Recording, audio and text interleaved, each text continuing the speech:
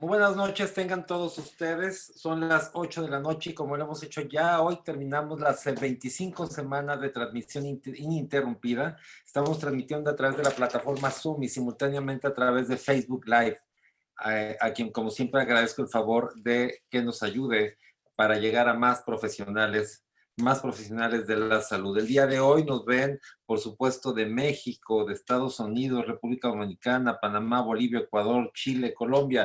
Vamos a ver de qué otros lugares se van conectando. También veremos la conexión de Facebook. Tuvimos un problema ahí con Facebook, no sé qué pasa, pero en un momento más estaremos ya transmitiendo a través de Facebook Live también. En unos momentos más. Quiero comentarles, como ustedes veían en la pantalla de inicio, que el 15 de septiembre se publicó en el Diario Oficial de la Federación una convocatoria del Consejo de la Judicatura Federal para ser peritos oficiales de los juzgados federales, particularmente de aquellas situaciones donde se requiere la opinión médica o médica de un médico especialista. Uno de los problemas serios que se enfrentan siempre cuando hay un inconveniente, un litigio, es que se requiere esta opinión de un médico especialista y no hay. Luego entonces quien viene emitiendo estos dictámenes periciales son médicos que no tienen el conocimiento, la experiencia en esa especialidad. De ahí la importancia que si el día de mañana llegan a involucrar a alguien, a uno de nosotros, a uno mismo, por lo menos sea exista un especialista quien pueda emitir esa opinión calificada. Eso nos va a ayudar mucho. En la pantalla de inicio vean los requisitos. Solamente tienen que solicitarlo al correo atención.mlc@gmail.com, atención sin acento, @gmail.com, y con mucho gusto estaremos en ese momento haciendo lo necesario para ayudarles con este registro. Es un trámite que hay que hacer y con mucho gusto le ayudamos. Todos nuestros videos están grabados en YouTube y puede usted volver a acceder a verlos si se le fue un tema, si quiere volver a verlos o quiere compartir la información con otro profesional de la salud, le pasa el link. Con mucho gusto, tiene que entrar a YouTube, teclear Medical Legal Center, suscribirse y entonces aparecen todas las conferencias que hemos tenido desde hace 25 semanas, más de 100, y puede compartirlas, volver a verlas, están extraordinarias. Hoy es viernes y como todos los lunes, miércoles y viernes, Susana Hernández, nuestra coach en materia de contención del estrés para profesionales de la salud, ha subido una cápsula especialmente para usted, profesional de la salud. Véala, está en el Facebook de Medical Legal Center. Entra a Facebook, teclea Medical Legal Center y ahí aparece. Y bueno, está hecha completamente, totalmente para usted. También le recuerdo que nuestro programa de la siguiente semana ya lo tenemos prácticamente armado, ya listo, y se los voy a dar un adelanto. El próximo lunes tenemos al doctor Saúl Ocampo, el cirujano general, nos hablará algo de cirugía bariátrica. El martes, buenísima, no se la pierdan el martes, tenemos a maestra en ciencias Rocío Latorre de Winter. Ella presidió el tema de la Comisión de Evidencia y Manejo de Riesgos en COFEPRIS y nos hablará de la cannabis desde la perspectiva de la regulación en salud. Entonces es la persona idónea para hablarnos de este tema. No se lo pierdan, va a estar muy bueno. El miércoles nos hablará Ana Lucía de la norma oficial mexicana 035, que habla... El jueves tenemos un régimen constitucional, un investigador, un historiador, el maestro Agustín Moreno, y el viernes una extraordinaria plática que pido que no se la pierdan, que es también con el maestro Martín de la Torre Vega, Martorre. Él es pintor, escultor y nos hablará mucho de cultura. Yo quiero decirles que nos ayuden a invitar a más profesionales de la salud, y cuando les llegue nuestra información a través de Facebook o le llega por WhatsApp o por correo, ayúdenos a compartirlos.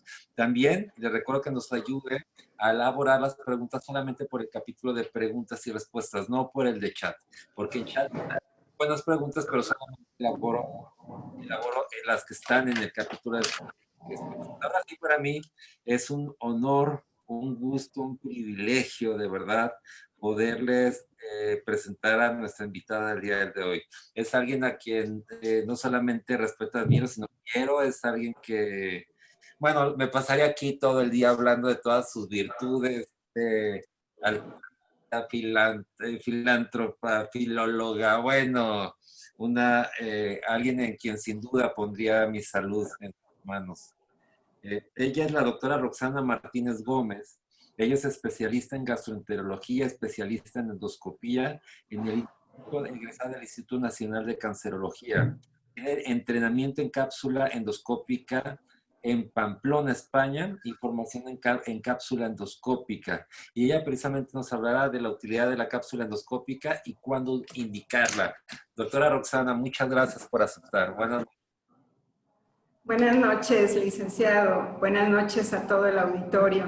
Nada más quiero preguntarles si me escuchan adecuadamente ahí. Perfectamente, perfecto. Y la vemos también muy bien. Muchas gracias. Para con el mejor público, que son los profesionales de la salud, ya usted puede compartir pantalla. Claro, sí. Muchas gracias. Vamos un momento más. Gracias. Bueno, vamos a irnos. Voy a acomodar mis diapositivas. Y me das la... Ok, bueno, vamos a, antes de entrar al tema, quiero darles una pequeña cápsula, que no es una cápsula endoscópica, pero sí es una cápsula cultural.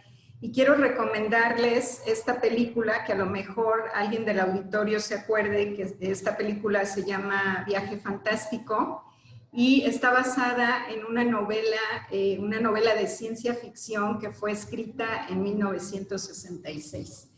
Al final de mi plática me voy a referir a esta diapositiva, pero ustedes van a comprender por qué hice esta recomendación y por qué me voy a referir.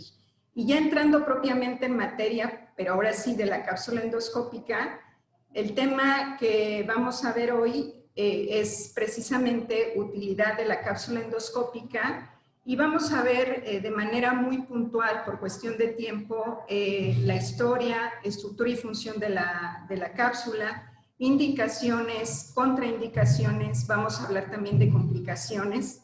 Me permitiré presentarles algunos casos y al final hablaré un poquito acerca del futuro y, bueno, novedades acerca de la cápsula endoscópica.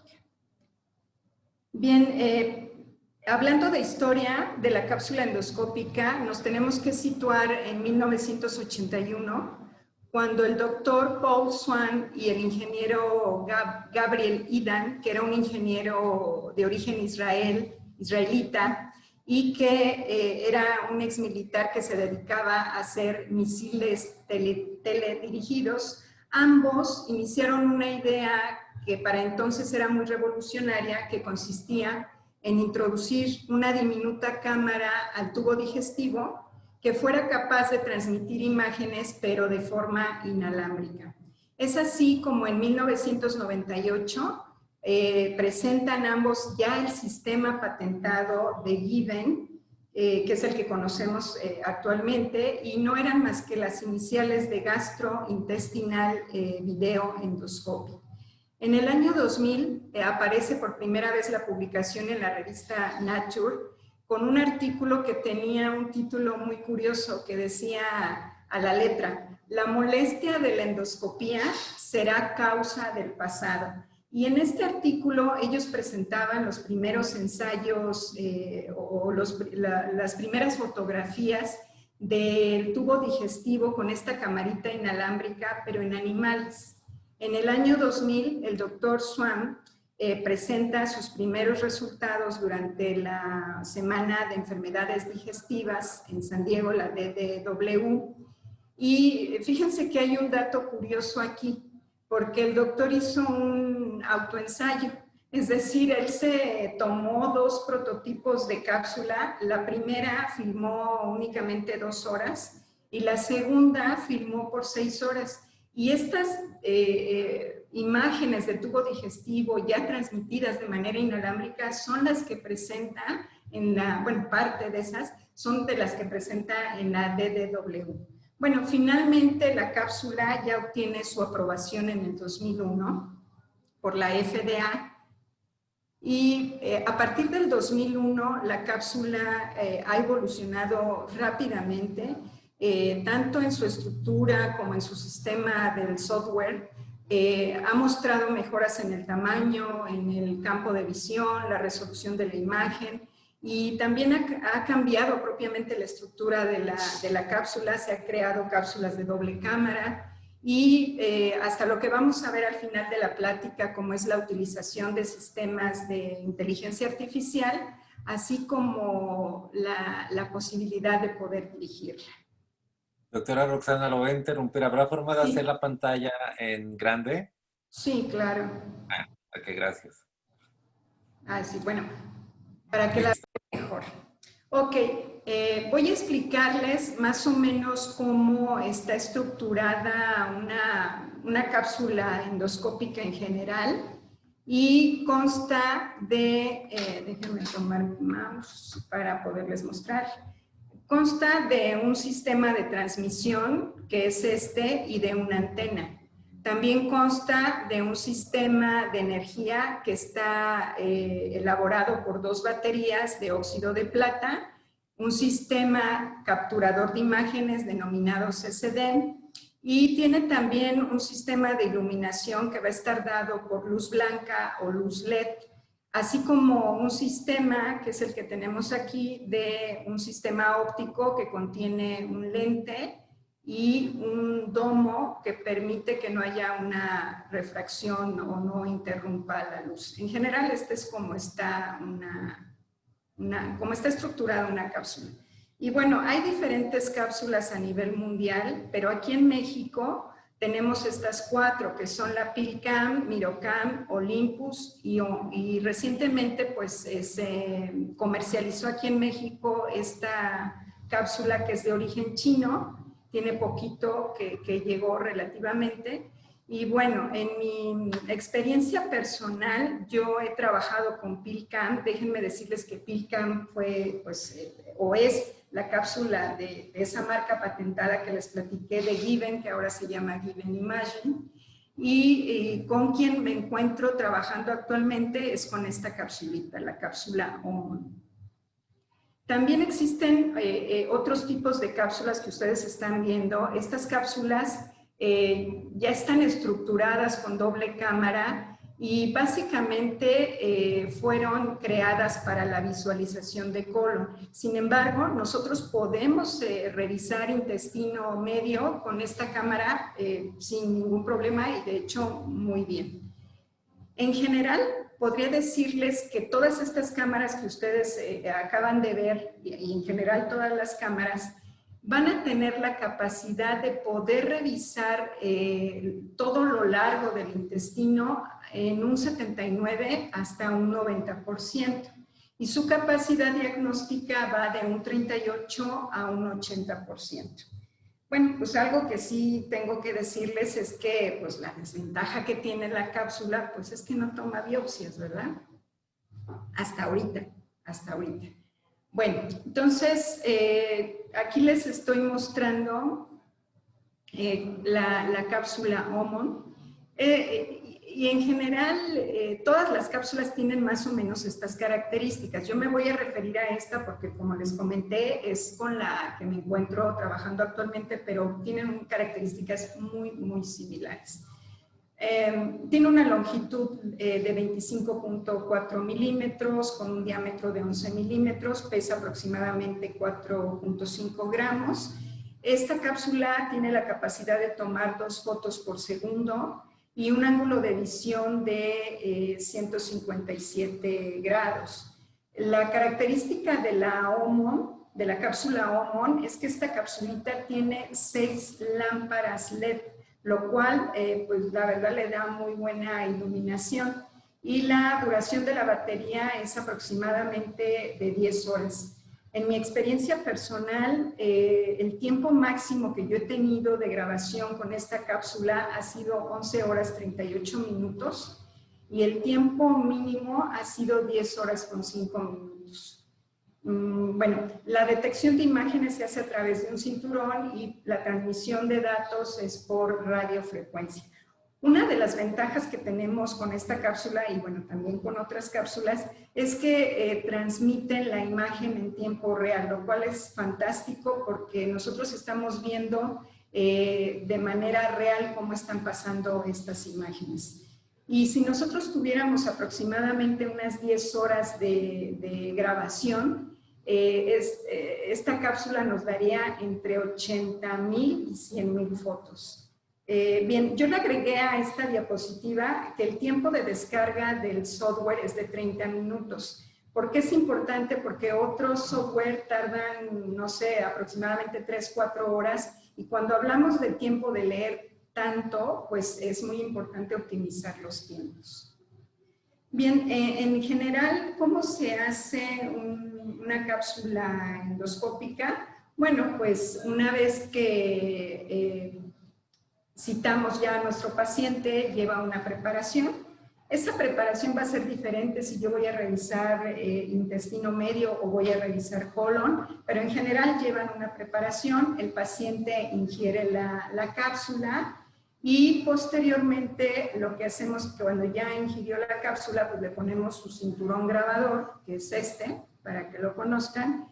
Una vez que ya sabemos que pasó intestino, entonces ya el paciente se puede ir y posteriormente ya cuando termina la grabación, pues entonces nosotros estamos listos para vaciar toda la información en el software, y una vez que está vaciado ya estamos listos para empezar la lectura, o sea, para tardarnos unas horitas por ahí leyendo la cápsula endoscópica. Bien, este es un video ya de un pacientito al cual ya le puse la cápsula, y esto es como lo vemos en tiempo real, ¿verdad? Así como lo están viendo. ¿Qué es lo que hago? Le pido al paciente que se quede aproximadamente entre 30 minutos y 1 hora una vez que ya ingirió la cápsula. ¿Esto por qué? Porque esta cápsula puede quedarse en estómago y si no, pues va a perder su rendimiento diagnóstico. Entonces, si una cápsula permanece más de 1 hora en estómago, tengo que darle procinéticos para estimular el paso de la cápsula. Si la cápsula permanece durante más de 2 horas, seguramente este paciente va a ser candidato a que avancemos la cápsula dispositivo, que es un dispositivo disparador de cápsula que se hace con endoscopía convencional. Entonces, por eso es muy importante que nos aseguremos que sí pasó la cápsula. Y bueno, pues esas son las imágenes como las vemos. Bien, ahora vamos a hablar acerca de las indicaciones de la cápsula endoscópica, y pues la verdad hay muchas indicaciones para la cápsula endoscópica. Sin embargo, existen 2 indicaciones principales que son las que están viendo en su pantalla, y la primera de ellas es para el estudio de la hemorragia digestiva de intestino medio. Aproximadamente un 67% de todos los pacientes a quienes les vamos a dar una cápsula va a ser por esta razón, porque vamos a estudiar una hemorragia digestiva de intestino medio. Y la segunda causa va a ser porque queremos estudiar enfermedad inflamatoria intestinal, tanto para el diagnóstico como para el seguimiento. Y esto sucede aproximadamente entre un 10-12%. Y bueno, pues hay otras indicaciones. Las otras indicaciones abarcan entre un 20 y 23%, todas en general. Y son, como ustedes lo están viendo, sospecha de tumores, enfermedad celíaca, poliposis intestinal, estudio de anemia crónica, la enfermedad de injerto contra huésped, el dolor y las diarreas crónicas, y por supuesto, pues ya comentamos también la exploración de colon. Y ya entrando en cada una de las indicaciones, me voy a referir muy puntual por cuestión de tiempo. Respecto a la hemorragia de intestino medio, el término correcto actualmente para referirse a este es sospecha de sangrado de intestino medio o de intestino delgado. Como ven, pues es muy larga la palabrita. De ahora en adelante me voy a referir a hemorragia de intestino delgado o medio, pero pues es un término que quería que ustedes conocieran. Entonces, tenemos que por definición de hemorragia de intestino delgado, se define como aquella hemorragia gastrointestinal que es recurrente y que después de haber hecho ya una valoración de endoscopía y colonoscopía, no se ha logrado identificar el sitio de sangrado. Estos sangrados de intestino delgado representan entre el 5 y 10% de todas las hemorragias gastrointestinales. A su vez, la hemorragia de intestino delgado se divide en hemorragia evidente y hemorragia oculta. ¿Cuándo va a ser evidente? Pues cuando se presenta con hematoquexia o melena, y oculta cuando se presenta como una anemia recurrente o con un déficit de hierro, o cuando se presenta como sangre oculta y heces. Bien, el término de hemorragia de origen oscuro, se va a reservar a aquellos pacientes donde no se ha podido determinar o esclarecer el origen de una hemorragia intestinal. Y esto tiene que ser bajo la condición de que ya se ha realizado estudio de endoscopía tanto alto como bajo, inclusive ya se le ha dado una videocápsula endoscópica o una enteroscopía o ambas, y no se ha podido determinar el origen. Este grupo de pacientes se va a englobar en hemorragia de origen hemorragia de origen oscuro. Bien, me pasé. Y bueno, estas son las causas de hemorragia de intestino delgado y como ven, las dividimos en causas comunes y causas raras. Entre las causas comunes también las dividimos en menores de 40 años y mayores de 40 años. Esto es importante porque es el primer dato que tenemos que tener en cuanto a evaluación de un paciente con sospecha de hemorragia de intestino delgado. En menores de 40 años, la causa más común de hemorragia, siempre piensen en enfermedad inflamatoria intestinal. Pero si su paciente es mayor de 40 años, piensen en angiotasias, que esto es lo más común. Como segunda causa para ambos grupos, pues es la lesión de Delafoy, neoplasias en jóvenes, bueno, menores de 40 años, el divertículo de Meckel y síndromes polipósicos. Y en mayores, pues hay que pensar de manera muy, muy importante, piensen en úlceras poráneas. Las causas raras son las que están viendo en pantalla, que son la púrpura, el síndrome de Blue-Gruber o nevo azul, el sarcoma, fístula aortoentérica y bueno, pues, etcétera, ¿no? Bien, se han hecho estudios comparativos de la videocápsula con métodos radiológicos para el estudio de hemorragia de intestino medio y estos estudios que han hecho lo han comparado con la enteroTAC y con la enteroresonancia. Por cuestión de tiempo no me puedo referir a cada uno, pero en cuanto a sensibilidad y especificidad son muy similares para estudiar una hemorragia de intestino medio.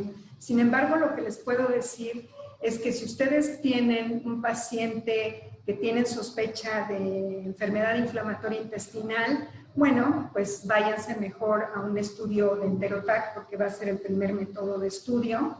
Y si ustedes ya tienen una cápsula endoscópica negativa y no se encontró la causa del origen, entonces la recomendación es que se vayan a una enteroTAC. Ahí podemos visualizar lesiones extrínsecas. Con quien se ha comparado también es la cápsula endoscópica con la enteroscopía asistida por dispositivos. Y la enteroscopía asistida por dispositivos o el enteroscopio, que es el que están viendo pues aquí, para quien no lo conoce, porque pues sé que se están conectando de diferentes especialidades y de medicina general. Bueno, pues es un enteroscopio. Y el enteroscopio es un dispositivo endoscópico que es capaz de visualizar todo el trayecto del intestino, con la ventaja de que puede tomar biopsias y pues bueno, también puede ofrecer tratamiento. Como lo están viendo, pues se inflan los balones, lo que se va haciendo es retraer el intestino sobre sí mismo, sobre un dispositivo para lograr la visualización. Sin embargo, bueno, esta visualización se va a lograr aproximadamente toda la visualización del intestino en un 66%. Y depende de la técnica y generalmente se puede lograr una visualización completa siempre y cuando se haga una técnica que le llamamos anterógrada y retrógrada, es decir, introducir el enteroscopio por la boca hasta alcanzar intestino y luego hacer otro estudio que es introducir por el ano hasta alcanzar intestino. Entonces, de esta manera podemos tener una visualización, aunque bueno, también depende de cada, pues de la habilidad del endoscopista, pero bueno, es un estudio que sí requiere pues mucho entrenamiento. Entonces, aquí surgiría una pregunta, pues si ya tenemos el enteroscopio que puede tomar biopsias y puede hacer terapéutica, entonces, pues ya para qué le doy una cápsula. Pero bueno, aquí para poder contestar esta pregunta, ¿cuándo indicar cápsula en relación a la enteroscopía? Primero, antes que nada, tenemos que situar a nuestro paciente. Tenemos que ver si es un paciente con hemorragia inestable o con hemorragia estable. Si es el caso de un paciente con hemorragia inestable, ese paciente tiene que irse a enteroscopía, ese paciente no es candidato a cápsula, seguramente se irá a otros métodos urgentes, inclusive cirugía. Y el paciente con hemorragia estable, ya sea oculta o evidente, se recomienda la colocación de una cápsula antes que la enteroscopía por las siguientes razones, porque ya vimos, o bueno, vamos a ver que es un método, que la cápsula endoscópica es un método mínimamente invasivo y que no requiere anestesia. La enteroscopía sí requiere anestesia y muchas veces un poco prolongado los tiempos de anestesia.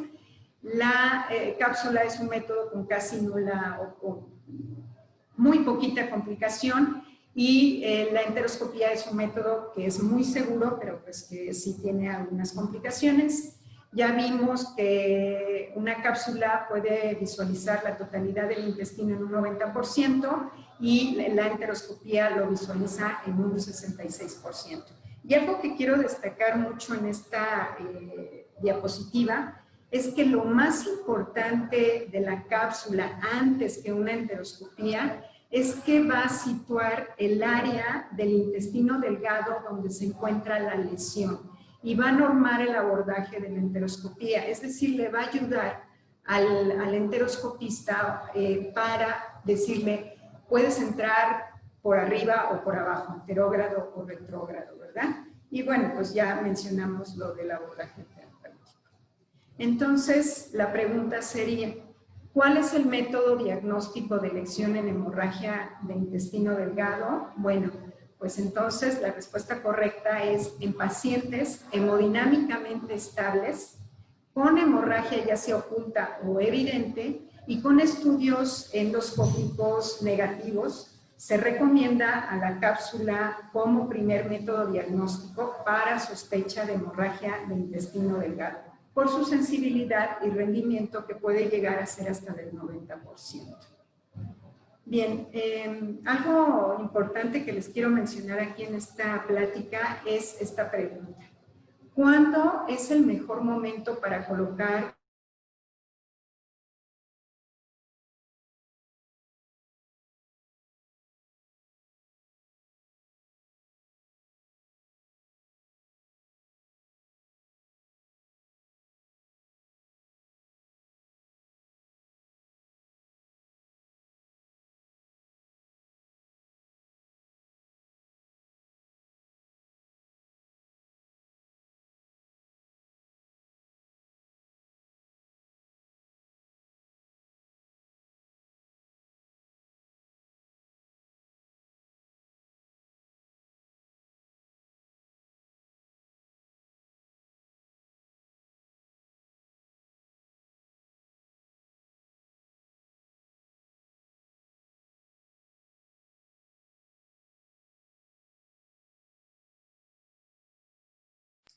Sí, buenas noches. Sí, parece que tuvimos un problema con la doctora, con el internet de la doctora Roxana. Me van a permitir un segundo en lo que tratamos de contactarla para que se vuelva a conectar. Por favor, un segundo.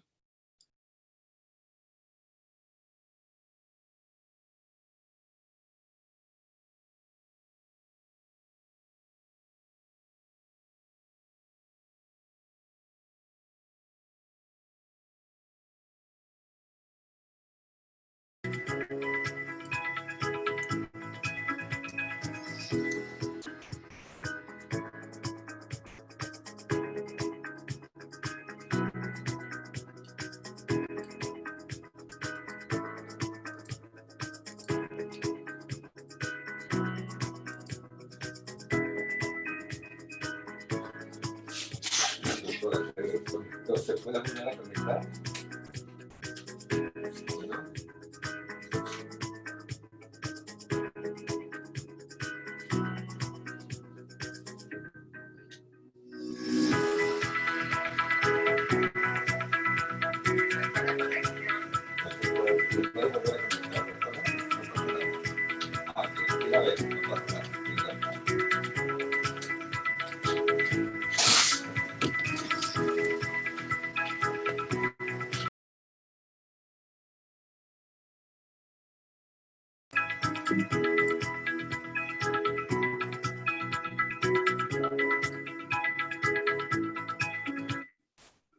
Acabo de conectarme ahorita con la doctora Roxana, se está conectando nuevamente, fue un problema de conexión, pero está en este momento ya conectándose. Entonces, un segundo, por favor, gracias.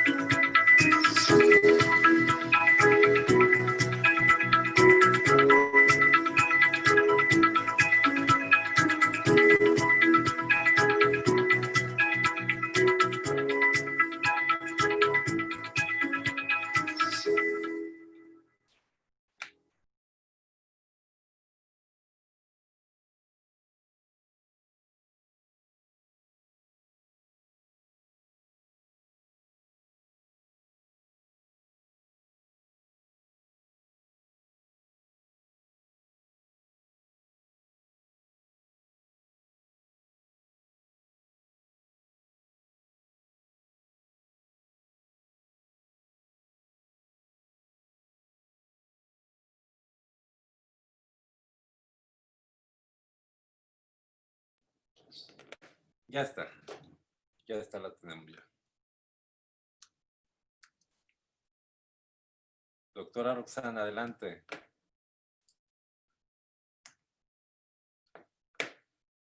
Doctora Roxana, ya la tengo, ya la veo conectada.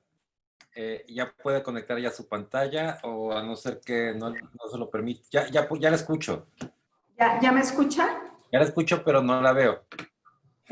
Si es que decía que estaba inhabilitada mi pantalla. ¿Todavía? Sí, dice no puedo iniciar su video. Ya está. Ya la tiene, doctora, ya está. Listo. Doctora, adelante, doctora, adelante. Así pasa, no se preocupe, la tecnología no tiene palabra de honor. Adelante, por favor. Entonces, a ver, ya que estaba encarrerada, ¿verdad? Bueno, pues estábamos con esta, nada, la hacemos en grande y ya. Creo que ahí estamos, ¿verdad? Les estaba comentando que el mejor momento para colocar la cápsula es dentro de los 15 días y creo que no sé si me alcanzaron a escuchar, que esto fue un estudio del doctor Penazio, donde les daba una cápsula a pacientes dentro de estos primeros 15 días y otro grupo de pacientes donde les daba posterior a estos 15 días, y el rendimiento diagnóstico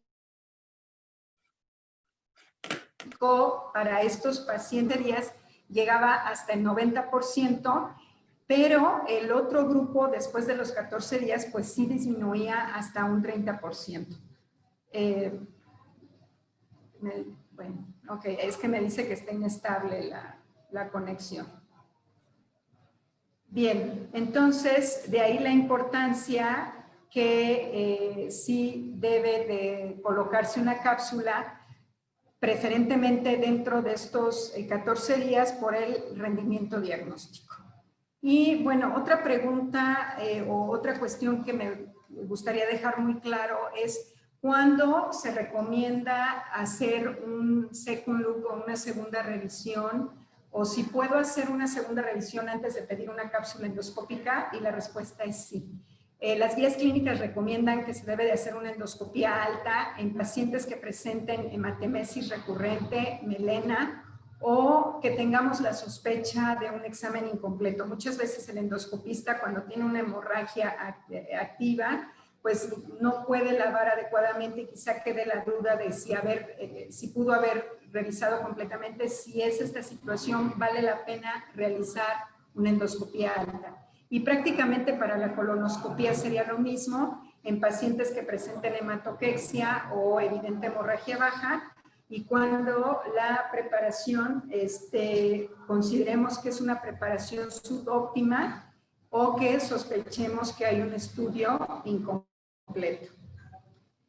También con respecto a realizar una segunda videocápsula, es decir, yo ya hice una cápsula y salió negativa, ¿cuándo debo de indicarla nuevamente? La recomendación es cuando tenemos una hemorragia de intestino delgado que se convierte de oculta a evidente, o cuando en su paciente se tenga un descenso de la hemoglobina que sea superior a 4 gramos por decilitro.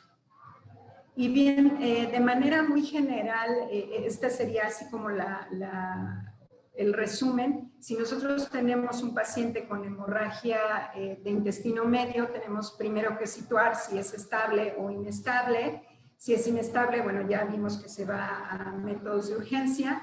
Y si es estable, ya sea oculta o evidente, ambos grupos irán a cápsula endoscópica. Si esta es negativa, veremos si hay necesidad de algunas otras pruebas. Aquí podría caber la segunda cápsula endoscópica, y si no, pues nada más lo dejamos en observación. Si es positiva, pues ya nos iríamos directamente al manejo específico, como sería enteroscopía, angiografía, cirugía, etc. Bueno, espero que con esto hayamos contestado la pregunta de cuándo indicar una cápsula en hemorragia de intestino medio. Y con respecto a la enfermedad inflamatoria intestinal, tenemos que es la segunda causa de indicación de cápsula endoscópica, y esta enfermedad intestinal engloba estas enfermedades, que es la enfermedad de Crohn, la colitis ulcerativa crónica y la colitis inespecífica. ¿Cuál es la recomendación de la Sociedad Europea de Endoscopía Gastrointestinal? Nos dice que hay que hacer una ileoscopía como primer estudio endoscópico ante la sospecha de enfermedad de Crohn. Pero si esta ileoscopía es negativa y se tiene una sospecha clínica de que efectivamente mi paciente pudiera tener una enfermedad de Crohn, entonces se recomienda a la cápsula endoscópica como un método diagnóstico, siempre y cuando hayamos valorado que el paciente no tiene datos de obstrucción o no tiene estenosis. Si fuera el caso, la cápsula no tiene cabida y entonces el método diagnóstico va a ser la enteroresonancia. Con respecto a cápsula endoscópica y enfermedad de Crohn, su sensibilidad es del 82%, la especificidad es del 87%, con valores predictivos positivos de 82 y negativos del 90%. El 80% de los pacientes con enfermedad de Crohn hay que recordar que tienen afectación del intestino medio y de estos hasta un 50% van a tener afectación del hígado. Una recomendación es que si ustedes tienen un paciente que la clínica nos dice que puede ser enfermedad de Crohn y quiero administrarle o colocarle una cápsula, previamente hagan una toma de niveles de calprotectina, ya que existe una correlación directa entre la calprotectina y la enfermedad de Crohn. Niveles inferiores a 50 miligramos probablemente no es la causa o no va a ser enfermedad de Crohn y pues no es un paciente candidato a que demos cápsula endoscópica. ¿Cuál es el porcentaje de retención en pacientes que tienen enfermedad de Crohn? Solamente con sospecha es 1.6%. Sin embargo, cuando ya tengo un paciente que ya está diagnosticado con enfermedad de Crohn y quiero darle una cápsula endoscópica para evaluar su progresión, la posibilidad de que yo tenga una retención de cápsula pues sube mucho, sube hasta el 13%. Por eso es muy importante que haga la evaluación del paciente previamente. Y les comenté que lo podemos hacer con la enteroresonancia o lo podemos hacer mediante la cápsula que le llamamos de permeabilidad. Esta cápsula se llama Agile Patency, que es la que están viendo en pantalla. Y esta Agile Patency o cápsula Patency tiene las mismas dimensiones que una cápsula endoscópica normal, solamente que esta cápsula está estructurada con lactosa y es una cápsula reabsorbible, no toma fotos, es una cápsula reabsorbible y que se le debe de dar unos días antes al paciente y si la cápsula está arrojada en aproximadamente 30 horas, pues entonces o sale deformada, entonces ese paciente no será candidato a cápsula porque la posibilidad de retención es muy alta. Perdón. Bien, la cápsula sí nos sirve para diagnóstico, pero algo que quisiera dejarles muy en la mente es que la mayor utilidad de la cápsula endoscópica en enfermedad de Crohn es para valorar la evolución y la progresión de la enfermedad, porque nos valora extensión de la enfermedad, nos valora evolución de la enfermedad post-tratamiento médico, post-tratamiento quirúrgico y nos puede mostrar recidivas. Para poder hacer la evaluación existen los índices, tenemos el índice o el Lewis Score, que es una escala de valoración de lesiones inflamatorias mediante un sistema de puntaje que valora estenosis, ulceraciones, grado de inflamación de la mucosa y estos score o estos sistemas se encuentran incluidos dentro de los software, por lo menos de los que yo conozco es el PILCAM y el OMON, que los contienen ya los software y entonces uno va haciendo sus valoraciones, divide al intestino en 3 partes y va marcando por puntajes dependiendo de lo que uno vaya encontrando. De manera muy general, estos índices evalúan el grado de severidad de la mucosa desde normal hasta severo, con puntajes que van de 130 a más de 790 puntos.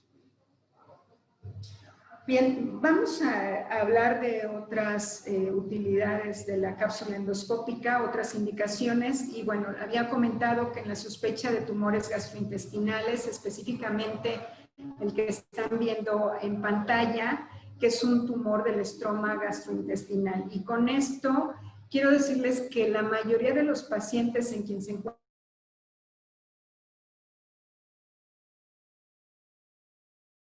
propiamente porque estemos sospechando un tumor, sino porque presenta hemorragia de intestino medio y esa puede ser un hallazgo. También la cápsula endoscópica presenta mucha utilidad en cuanto a la enfermedad celíaca, ya que ustedes están viendo esta pantalla, esta imagen, y podría decirles que viendo esta imagen casi es una imagen pactonómica. Ustedes pueden afirmar que casi es enfermedad celíaca porque la cápsula puede ver esos pequeños cambios en la mucosa de manera muy temprana. La sensibilidad de cápsula endoscópica celíaca es del 89% con una especificidad del 95% y se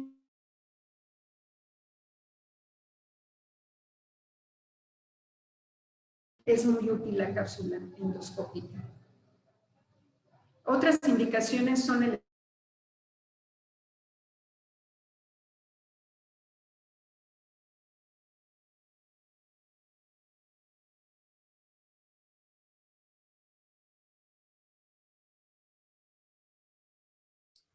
Otra vez problemas con el internet, pero sí la veo todavía conectada.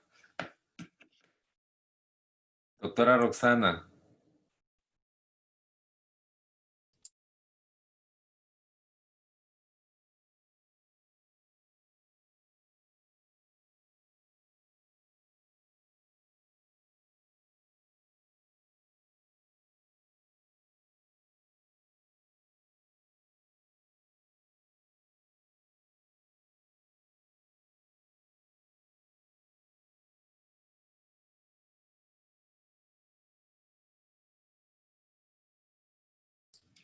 Nos desconectó otra vez.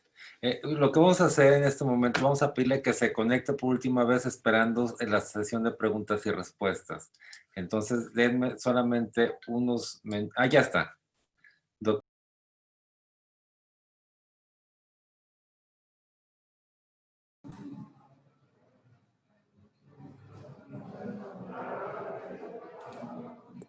Doctora, se volvió a desconectar, pero vamos, si quiere avanzamos con la parte final y preguntas y respuestas, ¿le parece? Y algo que le agradecería es que nos ayudara a que solamente estuviera conectada a su computadora. Doctora Roxana, ¿sí me escucha? Sí, sí la estoy escuchando. Ok, entonces adelante, doctora. Ya la vemos otra vez conectada. ¿Ya me Adelante. ven otra vez? Ya la vemos y la escuchamos bien. Pero algo que es valioso para el internet es que solamente esté en su computadora y puedas conectar su celular ni cualquier otra pieza. Pero ya, adelante, doctora. Ya estamos viendo su presentación. Adelante. Ok. Bueno, les comentaba que se utiliza en diarrea crónica y, bueno, pues una ventaja que sitúa la lesión para el abordaje de la enteroscopía. Otra indicación muy importante es para la poliposis intestinal, especialmente en el síndrome de Peutz-Jeghers, ya que la cápsula endoscópica se convierte en el gol estándar para el diagnóstico, sobre todo en edad pediátrica. Aquí estamos viendo una imagen con un pólipo. Y bueno, para el diagnóstico y seguimiento en edad pediátrica del Peutz-Jeghers, pues es el gol estándar.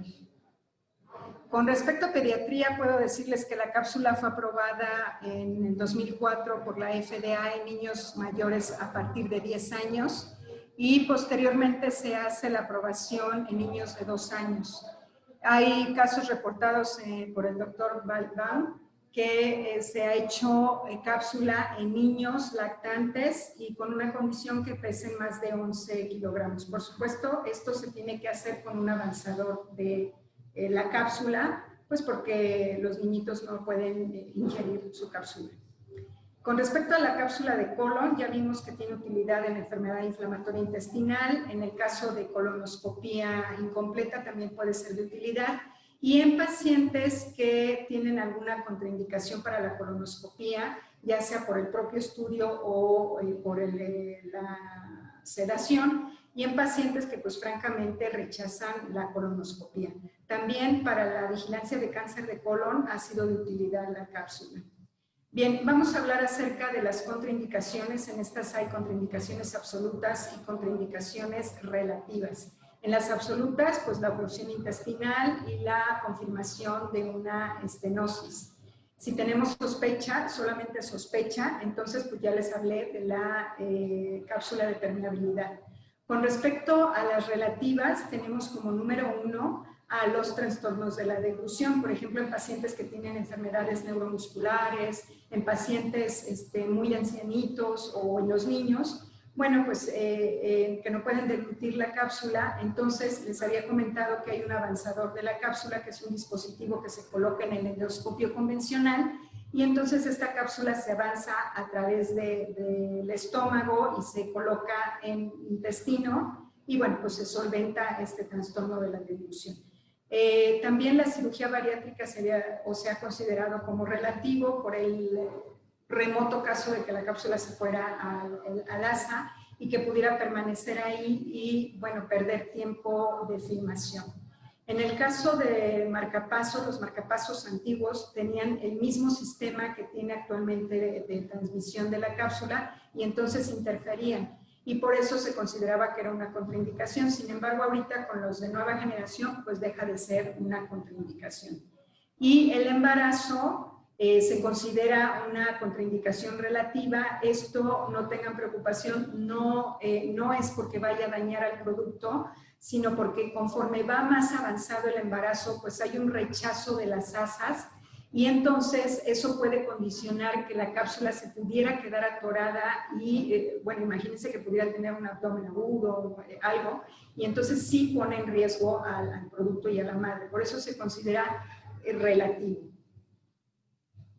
Bien, vamos a hablar de las complicaciones, y realmente la cápsula endoscópica tiene muy poquititas complicaciones. Se dice que es menos del 1%, y la complicación más común es la retención. Esta se presenta entre un 2 y 5%, y generalmente se debe a estenosis o tumores. ¿Cuál es el criterio para poder decir que una cápsula se retuvo? Cuando el paciente no la ha arrojado en 14 días. Entonces ese paciente se cataloga como cápsula retenida y empieza su seguimiento. Existen tiempos récord de retención de la cápsula que pueden ser de meses o inclusive años, y esta retención pues no representa realmente un peligro. La cápsula, en caso necesario, podría ser recuperada mediante enteroscopía o inclusive cirugía, pero la cirugía se va a reservar a aquellos pacientes que presenten datos de abdomen agudo. Como datos extraordinarios, puedo decirles que el doctor Blanco en Centro Médico ha reportado un paciente que comentaba en una plática que tenía 2 años de una cápsula retenida, y el doctor Fernández Urien, que es una autoridad en España, reportaba que tenía una cápsula retenida ya de 8 años, entonces, y no había pasado nada con esos pacientes. Entonces hay que estarlos vigilando solamente. Quería mostrarles porque a mí me pasó en una paciente que se le puso una cápsula, hizo una retención y lamentablemente hizo un abdomen agudo, y bueno, pues la había retenido por esta razón, porque tenía un tumor en la válvula ileocecal. Otras complicaciones pueden ser la obstrucción, que es muy raro, la perforación, generalmente se va a dar cuando esta cae en estenosis o divertículo, y otra complicación puede ser la broncoaspiración. Sin embargo, la broncoaspiración no ha mostrado ninguna mortalidad, y lo que pasa habitualmente es que el paciente tose fuerte, fuerte, fuerte, e inmediatamente saca la cápsula y no representa pues un gran problema. Bien, ahorita vamos a ver unos casos clínicos. Y bueno, pues quiero presentarles este primer caso, que es una femenina de 60 años. Fue referida por anemia crónica con déficit de hierro, y entre su historial tenía anemia de 2 años de evolución con eventos de hemorragia digestiva intermitente. Tenía colonoscopía y endoscopías negativas, y la cápsula mostró lo que están viendo aquí. A partir de yeyuno empezamos a ver una gran cantidad de estas lesiones que son angioctasias, y el diagnóstico de la cápsula fue angioctasias en yeyuno proximal, por lo cual la recomendación fue que esta paciente se fuera a enteroscopía anterógrada, ¿verdad? Aquí vemos otras lesiones que son de la misma paciente. Aquí inclusive estaban un poquito ulceraditas, pero este fue el diagnóstico y para eso nos sirvió la cápsula, para poder determinar la causa de ese sangrado. Otras lesiones. Este es otro caso, que es un masculino de 51 años, de médico veterinario. Este paciente fue referido por sospecha de hemorragia de intestino medio activa y que, bueno, luego se vuelve, que es estable y luego se vuelve inestable. Este fue un paciente hospitalizado ya con endoscopía alta y baja negativa. Ingresó con una hemoglobina de 6.1 que requirió hemotransfusión. Y el diagnóstico de la cápsula fue un proceso inflamatorio en ilion distal, pólipos y un divertículo, al menos un divertículo cercano a la válvula ileocecal con restos de sangrado, pero sin evidencia de sangrado activo. Las imágenes son estas, donde estamos viendo el divertículo, donde estamos viendo ya restos de sangrado. Y bueno, este paciente presenta un nuevo resangrado a las 24 horas, ya presenta repercusión hemodinámica, por lo que se toma la decisión de entrar a cirugía y esta es la pieza quirúrgica, donde nos dice que lo que estaba sangrando era un divertículo. Y la pieza histológica nos dice que es un divertículo de Meckel y bueno, también una ileitis. Esta es la pieza quirúrgica, o el movimiento quirúrgico. Y vamos a ver este último caso, que es un masculino de 60 años de edad. El paciente tenía como historia 4 años con hemorragias digestivas intermitentes repetitivas que ameritaban hemotransfusión. Tenía el antecedente de colonoscopías y endoscopías negativas. Y este paciente sí había sido llevado a enteroscopía, pero la enteroscopía había sido incompleta. Entonces se decide tomar una cápsula endoscópica y la cápsula reporta un pólipo en ilion distal, algunas angiodisplasias, y este pólipo, que es el que están viendo aquí de base ancha, ya mostraba también algunos estigmas de sangrado, por lo cual se presumía que probablemente el sangrado pudiera venir como origen de ese pólipo. Bien, ya entrando prácticamente casi al final de la plática, espero que no se nos vaya en internet, quisiera hablarles acerca de qué hay de nuevo en cápsula endoscópica y en general una manera de englobar cuáles han sido los saltos de la cápsula endoscópica en estas nuevas generaciones. Pues podría decirles que uno es el integrar un sistema de robótica magnética para poder ofrecer una cápsula guiada a través de un operador externo y un navegador magnético. Esto desde el 2016, bueno, ya se había publicado en la revista de gastroenterología y Gastroenterology and Pathology, donde se muestran ya estos primeros estudios ya con una cápsula magnética, guiada magnéticamente. Y quiero comentarles que la cápsula HOMO la tiene como tal ya trabajándola, y el video que les voy a enseñar es de la cápsula AMX robótica, pero que ya es una realidad. Y el otro gran avance que considero es que puede ser o es la aplicación de sistemas de inteligencia artificial en los software que facilitan la lectura y nos dan al endoscopista nos amplía la posibilidad diagnóstica. Entonces, voy a enseñarles un video, que es este.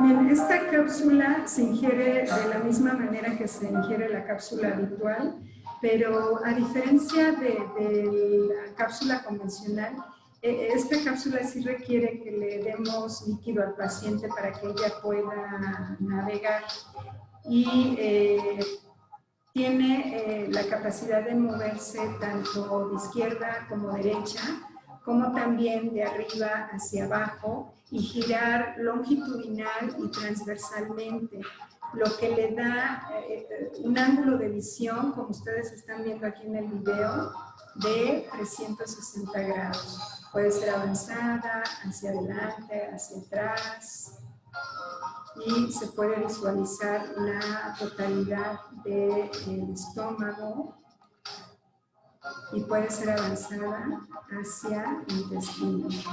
Entonces, esto es lo que quería que conocieran, que es la cápsula guiada.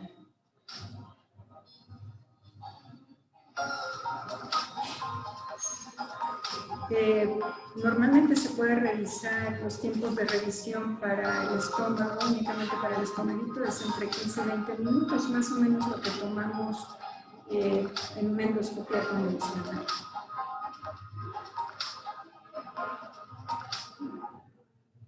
Entonces, este es el video que quería presentarles. Y bien, con respecto a los software de inteligencia artificial aplicada, bueno, pues tuve oportunidad de conocerla ahora en Brasil, que afortunadamente nos dio oportunidad de ir antes de que se declarara emergencia en ese país, y presentan la cápsula OMON HD o de alta resolución, que viene con un software que se denomina SmartView y que contiene dos lectores, que es el SmartScan y el SmartFinding. Y bueno, el SmartView como sistemas de inteligencia artificial permite una lectura rápida, ya que solo muestra imágenes seleccionadas por el SmartScan y nos va a ayudar a navegar o a ver más rápidamente todo el video. El SmartScan usa algoritmos para procesar imágenes capturadas y este SmartScan es capaz de quitar hasta un 90% de aquellas imágenes que son redundantes o que no son importantes. Y algo que es muy interesante es que es capaz de identificar o mostrarnos hasta 16 tipos de anormalidades o patologías. El SmartFinding captura pues, las características más importantes de las imágenes que se han seleccionado y entonces nos va a ayudar a que nosotros pongamos más atención en esas imágenes seleccionadas con el SmartFinding. Y bueno, les quiero presentar este video que va a hacer que nos quede más. Esta es la cápsula OMON HD.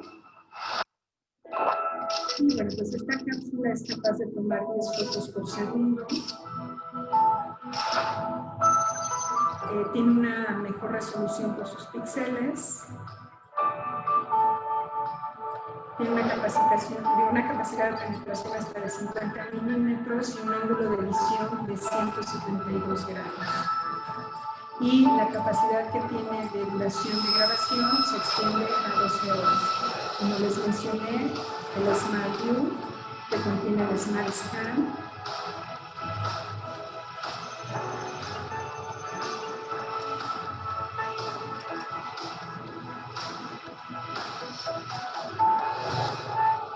y el SmartFinding.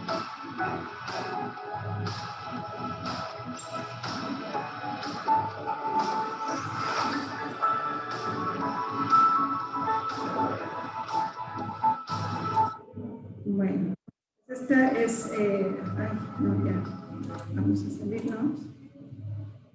La siguiente.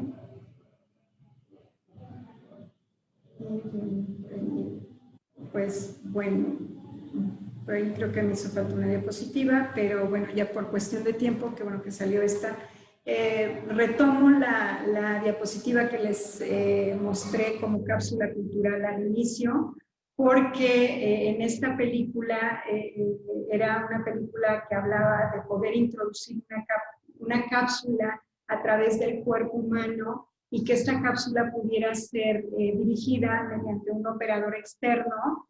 Y esto fue dado como ciencia ficción en 1966. En 2000, en el año 2000 ya tenemos el primer prototipo de cápsula endoscópica, que es este, Y bueno, ahora 2020 ya tenemos una realidad de esta ciencia ficción, ya se puede dirigir una cápsula. Hay otros sistemas que podríamos hablar, pero bueno, por cuestión de tiempo no podemos hacerlo, no lo puedo hacer ahorita. Pero como ven, la cápsula endoscópica ha tenido una evolución muy rápida. Entonces, la utilidad de la cápsula endoscópica ha sido más amplia con la evolución y al ser un método mínimamente invasivo y casi sin complicaciones, se convierte en un método auxiliar de diagnóstico de gran relevancia para muchas patologías y debe de ser o es un método coadyuvante para el médico para precisar su diagnóstico. Y bueno, con esta diapositiva pues me despido. Estos son algunos de mis maestros en formación de cápsula y pues espero haber podido cumplir el objetivo de que ustedes sepan la utilidad de la cápsula endoscópica y cuándo indicarla. Muchas gracias. Doctora Roxana, muchísimas gracias. Como siempre, extraordinaria, muy padre la plática. Bueno, y usted sabe, yo la he usado la cápsula y bueno, con tal de no aguantar una endoscopía las que he tenido, no hombre, esto es una maravilla. Hay varias preguntas, doctora Roxana. Dice María López, ¿la cápsula endoscópica PILCAM para cuántas tomas se puede realizar y hay aceptación del paciente? Y si existen contraindicaciones. Doctora, Sí. ¿me ayudaría a dejar de compartir la pantalla donde dice dejar de compartir? ¿El botón rojo? ¿No? Ahí está. Ya. Sí, tiene mayor capacidad de fotogramas y sí, sí existen contraindicaciones. La cápsula PILCAM, recuerden que es una cápsula, la SB3, que es la cápsula para colon. Dijimos que las contraindicaciones pues eran las estenosis o la sospecha de estenosis. Entonces ese paciente previamente debe de irse a una cápsula patency. El doctor Abel Jalifa, quien le envía un saludo, y él también a usted. Comparado a su experiencia en la cápsula endoscópica y colonoscopía, ¿qué tanto se complementan? ¿Cuánto ayuda la cápsula a ver los sitios o puntos ciegos de la colonoscopía? Sí, una de las utilidades es precisamente para pacientes en quienes se tiene una colonoscopía incompleta. A veces, como endoscopistas, sabemos que hay ángulos muy pronunciados y que definitivamente decimos no puedo hacer este estudio por riesgo de perforación. Entonces, podría ser de utilidad la cápsula colónica. Nos preguntan, ¿para estudio de melena se puede realizar con la cápsula?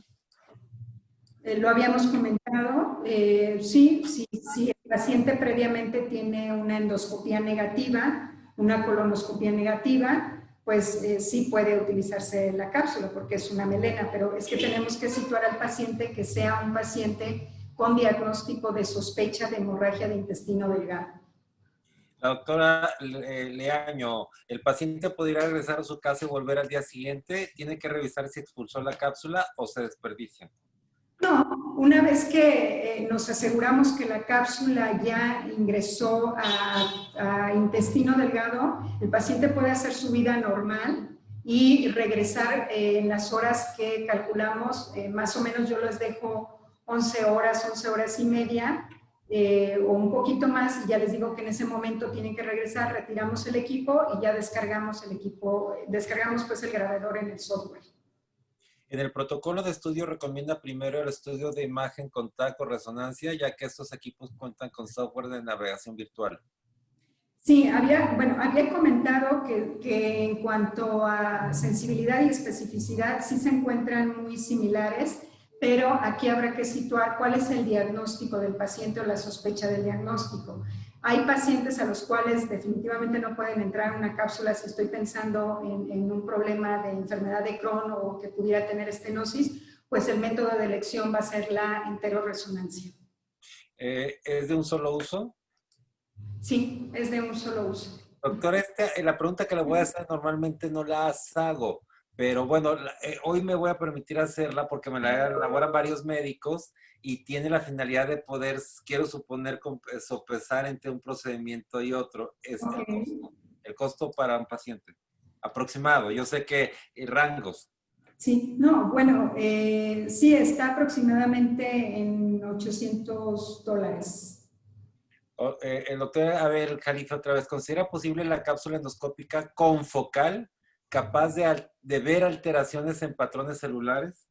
Sí, claro, claro. Dentro de las evoluciones o la evolución de la cápsula endoscópica hay contemplados muchos cambios. Yo creo que eso sería motivo de otra plática, pero hay mucha evolución y precisamente el confocal, que en método diagnóstico ya se utiliza, no está lejano pues de la cápsula endoscópica.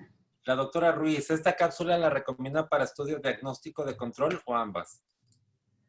No comprendo la pregunta. ¿Diagnóstico y control? Sí, para estudios de diagnóstico, o sea, para diagnosticar alguna enfermedad o Sí, para... claro. Por supuesto, nos sirve para diagnóstico. Recuerden que para diagnóstico hablé de cuáles eran los gold estándares de la cápsula endoscópica. Por ejemplo, en Peutz-Jeghers es un gold estándar. Por ejemplo, en hemorragia de intestino, en el estudio de hemorragia de intestino delgado, pues obviamente es causa de indicación número 1. Y ahí tenemos obviamente diagnóstico. Cuando queremos hacer seguimiento, hablamos acerca de la enfermedad inflamatoria intestinal, específicamente en la enfermedad de Crohn, para el seguimiento.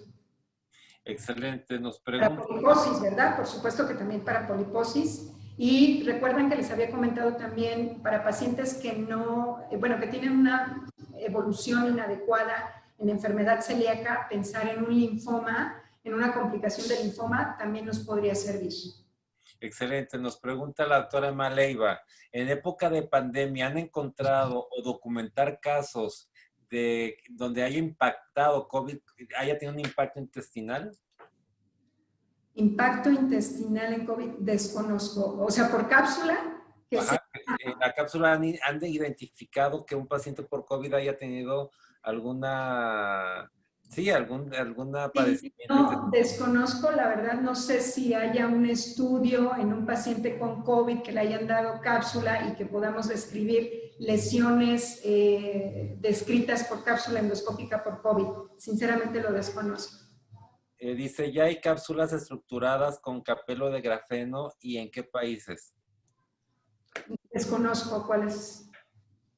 Un procedimiento endoscópico, dice, no molesto para el paciente, pero dice, a juicio del doctor Antonio Torres, no sustituye la colonoscopia. ¿Un procedimiento? No, él afirma, no Sí, es sí, pregunta. no, de hecho, sí, doctor. Bueno, yo soy endoscopista y por supuesto que la opción para revisar colon, pues nos vamos a ir a colonoscopía. Pero si tiene estas condiciones donde no pudo hacer una colonoscopia completa, el paciente lo rechaza, etcétera, bueno, pues entonces puede ser de utilidad la cápsula. El doctor Lagarde, gran método, no exento de complicaciones, sin embargo, en ocasiones no hay otra alternativa. Antonio Torres, ¿el Omón ya se encuentra en México? Sí, si no me equivoco, bueno, tiene del 2017 a la fecha que ya se comercializó como tal en México. La verdad tiene muy poquito. El doctor Basurto dice, vi la película de Viaje Fantástico y a mis alumnos de fisiología les hacía referencia de esa película, ahora ya no tan ficción. Exactamente. ¿Cuál es el promedio días horas de recuperar la cápsula? De recuperación. Ya no la recupera, ¿no? No, bueno, el paciente le evacúa, pero normalmente nosotros le decimos al paciente, y eso se reporta en el reporte final del estudio, si es que lo sabemos, el paciente tiene que reportar que evacuó la cápsula. Es muy variable, depende del tránsito intestinal de cada paciente. He tenido casos, por ejemplo, una vez me pasó que un paciente a las 12 horas expulsó la cápsula, que fue un periodo muy cortito, ¿no? Excelente. Nos pregunta, le manda saludos el doctor Ricardo Zurita. Dice, ¿existe contraindicación de uso de cápsula endoscópica en pacientes con trastornos funcionales motores del tracto digestivo? Sí, en realidad, tanto como trastornos motores de tracto digestivo no se ha visto que sea una contraindicación. La contraindicación es en trastornos superiores, pero ya vimos que se puede solventar con el avanzador de cápsula. Después de una resección de intestino, ¿puede implementarse la cápsula endoscópica para revisión de seguimiento? Sí, siempre y cuando no sospechemos estenosis, hay que evaluar al paciente. En caso de colonoscopía definitiva, por acá, ¿es conveniente la cápsula endoscópica en lugar de colonoscopía? En caso de No, colonoscopia. yo creo que está mal escrita. A ver, le preguntan, eh, ¿se puede hacer una cápsula en pacientes que ya se realizaron cirugía previa de engrapado y funduplicatura? Sí, sí se puede hacer. En pacientes en terapia intensiva intubados que se presenta sospecha de sangrado digestivo de intestino medio, ¿estaría indicada la cápsula endoscópica o enteroscópica, ya que sería muy complicada enterotac? Claro, sí, de hecho, fíjense que esta es una situación muy especial y sí ha pasado que una cápsula endoscópica en un paciente que tiene hemorragia de intestino medio porque está en terapia intensiva. En estos pacientes generalmente tenemos que estar administrando procinéticos para lograr el avance de la cápsula, pero sí, sí se puede dar. Nos pregunta, le envía saludos Guadalupe Flores desde Los Cabos. Ponencia genial, dice, ¿es detectable la situación de la cápsula mediante ultrasonido o rayos X? Sí, de hecho, en una de las diapositivas les puse una radiografía y se tiene que ir valorando al paciente por medio de esa radiografía para situar dónde está la cápsula. Y como les mencioné, solamente que tenga o empiece con problemas de abdomen agudo, pues pensar en retirarla mediante pues, enteroscopía o cirugía. En pacientes con antecedente quirúrgico de resección de segmentos amplios de intestino delgado, pero presentan síndrome de intestino corto, ¿podría estar indicada la cápsula endoscópica en sospecha de sangrado de intestino delgado, a pesar del aumento del tránsito intestinal que condicionaría una menor permanencia de la cápsula? Sí, pero finalmente puede valorar ese segmento de intestino, la cápsula sí lo podría llegar a valorar. ¿Cómo realiza la preparación intestinal previa a usar la cápsula? Si emplea el polietilenclicol, ¿usa Polietilenglicol. 4 litros o Sí, menos? sí, sí, efectivamente, normalmente doy 2 litros de Nuliteli y bueno, pues se le pide al paciente que lleve una dieta con líquidos claros un día antes y un ayuno de 8 a 10 horas. ¿Se le puede dar algún tipo de fibra para que evacúe más rápido? No, no es necesario, no. Ok. Pedro García, ¿cuál es el tiempo ideal que debe tardar la cápsula en el recorrido del tubo digestivo? Es como lo había comentado, depende mucho del tránsito intestinal. Hay quienes tienen un tránsito muy rápido y que lo vamos a tener en aproximadamente 24 horas, 2, 3 días, y pacientes que pueden pasar hasta una semana y pues a lo mejor no expulsaron la cápsula. En pacientes que tienen tránsito intestinal o retardo en el vaciamiento, pero habitualmente pues, nos reportan entre 3, 4 días. Felicidades del doctor Ángel Zárate y de Silvia Gracias. Moctezuma. Y del Muchas precio gracias. muchas veces preguntaron, pero aquí la doctora Olivia Landa me hizo el favor de mencionarlo otra vez porque hubo muchas veces le hicieron esa pregunta, que ya puso de $800, aproximadamente 18,400 pesos. Doctora Roxana, por favor, ¿nos puede dar su mensaje final a la comunidad médica? Claro que sí. Bueno, pues gracias antes que nada por la oportunidad de poder mostrar todas las bondades de la cápsula endoscópica. Actualmente en México y en América Latina, pues sí se utiliza, pero no está tan amplia como en otros países. Y bueno, aquí la idea es el poder mostrarles a ustedes toda la utilidad que puede tener estas nuevas tecnologías y que pues tengamos oportunidad de usarlas. Excelente, doctora Roxana, como siempre, muchísimas gracias. Le mando un abrazo fuerte y espero Gracias. estar personalmente pronto para nuevamente felicitarla. Yo le quiero agradecer a todos ustedes que se conectaron hoy viernes, muy buena asistencia, y les recuerdo que esta plática está completamente grabada y que pueden volver a verla si se les perdió un dato, quieren volver, está en YouTube. A partir de mañana teclean YouTube, teclean Medical Legal Center, se suscriben y pueden ver todas las pláticas que hemos visto. que hemos tenido. Hoy es viernes y Susana Hernández, ¿no? Recuerden verla en Facebook de Medical Legal Center, también entra en Facebook Medical Legal Center, y hoy viernes Susana Hernández publicó una información para contención del estrés para ustedes. Y les recuerdo y les dejo en pantalla el tema de la convocatoria del Consejo de la Judicatura Federal. Si usted es médico que le interesa, en cualquier especialidad le interesa ser perito oficial, es el momento de hacerlo. Doctora Roxana, muchas gracias. Hasta mañana, hasta el lunes. Buenas noches.